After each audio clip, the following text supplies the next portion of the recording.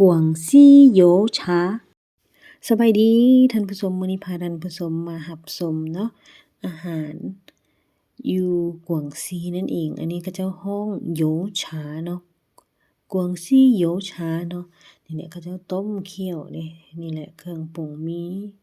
แบบนี้เนาะต้มเคี่ยวมาแล้วมาร้อนเอาน้ำมันได้แบบนี้แล้วก็เอามาตั้งโต๊ะนี่เนาะ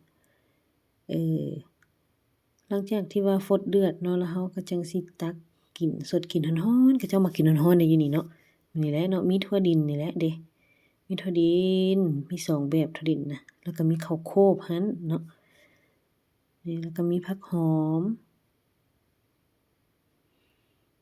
ใส่เนาะประมาณนี้ท่านผู้ชมกินได้แล้วเนาะแต่ว่าถ้าดีแท้ต้องให้มันฟดเดือดก่อนเนาะแล้วตักใส่กินแบบนี้แหละท่านผู้ชมเนาะสดกินเลยเป็นสมุนไพรเนาะเขาเจ้านี่แบบนี้แหละเป็นสมุนไพรสดร้อนๆกินท่านผู้ชมมื้อนี้เนาะอาหารอยู่ร้านเพิ่นก็มีหลายเมนูแต่ว่ากินกุ้งเนาะอันนี้แซ่บหลายท่านผู้ชมทอดกุ้งแบบนี้นะราดหน้าด้วย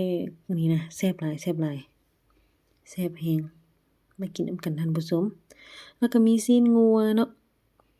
ซีนงัวที่ว่าเพิ่นเลี้ยงอยู่เทิงภูสูงพุ่นแหละอันนี้นะแล้วเพิ่นเฮ็ด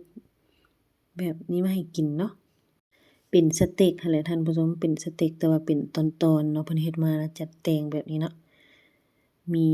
มื้อนี้มีนี่แหละโหยวฉาแล้วก็มีหมูกรอบแล้วก็มีข้าวต้มทอดท่านผู้ชมข้าวต้มข้าวกำ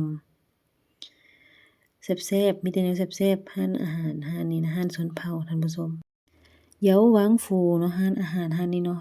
แนวกินแซ่บห้องน้ำก็สะอาดท่านผู้ชมเป็นเอกลักษณ์แบบชนเผ่าเนาะอยู่กวางซีผู้ใดได้ไปได้มาก็อย่าลืมมาแวะเด้อเยาหวางฟูเนาะ